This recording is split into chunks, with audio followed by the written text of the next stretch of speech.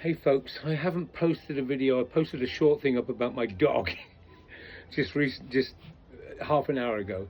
But I'm feeling a bit better today. I've been through a few things. But I want to raise this issue of the bloody liberals. And it's not that, it's funny, I was active in the trade union movement for a long time, 30 years or more. And as much as I agreed with them, they were more humane than the extreme conservatives, and they were more, I agree with them more on social issues. But more often than not, I clashed with them. I remember talking to one person in the union. She was very, very good, a liberal person. And she would always say to me, well, I agree with you, but, and I used to say, but you don't agree with me. Take your goddamn position, let's put it to the members, and then let the chips fall where they may. It's this desire to get on. It's this desire to have peace with everybody. And you can't. Roger and I always used to say, sometimes I'm not violent, and but I'm not a pacifist, and my buddy wasn't either. And we used to say, sometimes you got to kick some ass to get peace. You know, you do. You have to fight a war. And the class war is ongoing. But the reason I want to raise it is like I was really, you know, I'm very, a great deal of respect for John Mearsheimer. He's a conservative. He's what they call from the realist philosophical school. I don't know much about schools in philosophy. But in my view, he's the best of the bourgeois political analysts. I don't agree with him that which he often says is the Israeli lobby is the big issue, and that's the cause, like a lot of other people do, that the Israeli lobby and basically the Jewish lobby controls the American political system, controls Congress. I don't agree with that at all.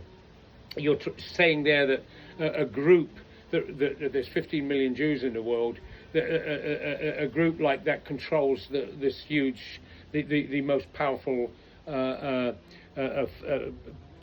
economic and political system in the world. It's a little bit dangerous, that, because of the old Elders of Zion memo and everything else, and the anti-Semites will jump on it. But you know, but I agree with him on a lot of stuff. And of course, one thing I always point out, I even think I commented on one of his videos, the working class has no role in his worldview. It doesn't exist, and this is true for many, even well-meaning people. They don't exist. And in some ways I say, well, why would they? We don't stamp our mark. There's Minnesota, there's strikes here and there, but in the terms of a real mass movement, a real powerful movement of the working class, it's not there. So, and it hasn't been, you know, it hasn't been for some time. So the 30s, for example, is an example of it, and the 50s also. So why would John Mearsheimer, you know, he doesn't see the working class as a force for change? It's okay. Maybe one day he will, and like the old transition from feudalism to capitalism, he might be one of those that jumped ship. But I raised it because he criticizes, as does this Chinese-American, I don't know what she's called, a cultural theorist, a Marxist cultural something or other, Catherine Liu, who savages, and quite rightly so, the liberals, because I always have argued that one of the reasons you got the Trump is because of the Democratic Party, the liberals, who offer no alternative to working people. No alternative at all. Firstly, it's not that there isn't, that the people don't resist. I mean, electorally, 100 million don't vote, right? You know, I don't believe for 1 minute millions and millions of people are right-wing, racist, fascist and everything else, even those that voted for Trump. It's a complicated issue, this.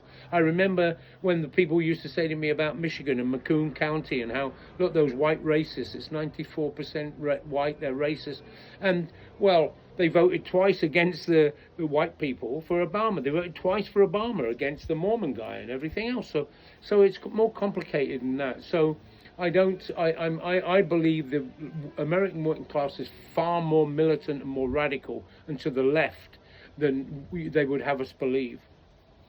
And so, I mean, Catherine Liu, for example, who I've only just become familiar with. I posted a video of hers to my to my blog, Facts for Working People. The URL is weknowwhatsup.blogspot.com, and in it is and I bought a little book.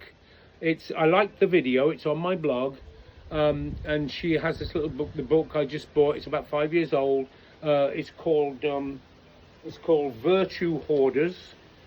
That's the book. It's very, very small. But it's very interesting, and it reflects how I feel about the class question and the conflict and the position with between the classes, and the middle class liberals in particular. She said, and like I say, I've often said that the rise of Trump, the trade union leaders and the Democratic Party and the liberals are partly to blame, hugely to blame for that. She says the right is well aware of liberal preening, and it has weaponized popular resentment against this class of alleged hypocrites. And it's perfect. The virtue hoarders, she said, the do-gooders that think they are so much better. They will save the working class. They'll save black people. They'll save us. But they are just as condescending. They're worse than the right wing. And when that's the choices, you can see why people say, well, at least Trump talks the truth. But remember, 100 million didn't vote for him. It's not quite that clear cut. But I've been in discussions this last few days, not much of discussions. I mean, these liberals that are just defending Israel. These people think, I'm sure, that are opposing me on the question of Israel. It started around the issue of a suit from a young girl in a local school here accusing the school and the environment of being anti-Semitic. I'm very attuned to that. I've got a lot of Jewish friends and Jewish relatives, and so I'm attuned to that.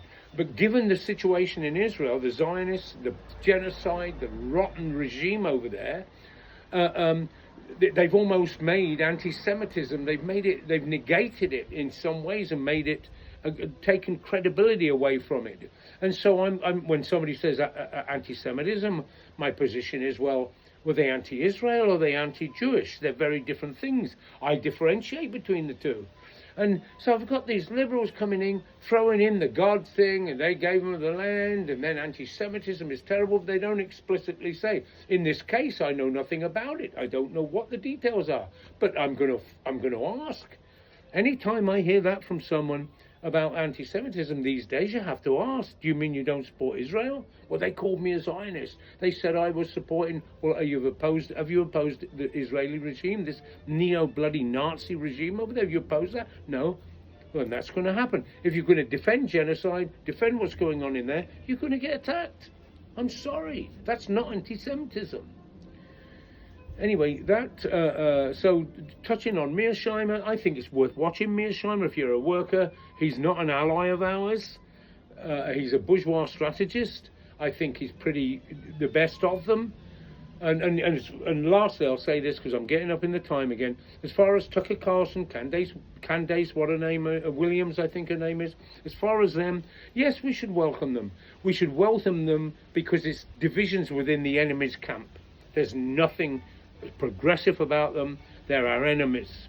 Some people have fallen in love with them now. Tucker Carlson is an anti-Semite, Christian nationalist, watches a memorial to Charlie Kirk, the racist. I've gotten a lot of comments on that on my YouTube. I posted my TikTok video to YouTube, you know. So they're not our friends. It's good, though, to welcome divisions within the enemy camp, like they do with us. They try to create division on racism and sexism and so forth. Anyway, I finally, after an absence, have managed to make somewhat of a video. Talk to you later.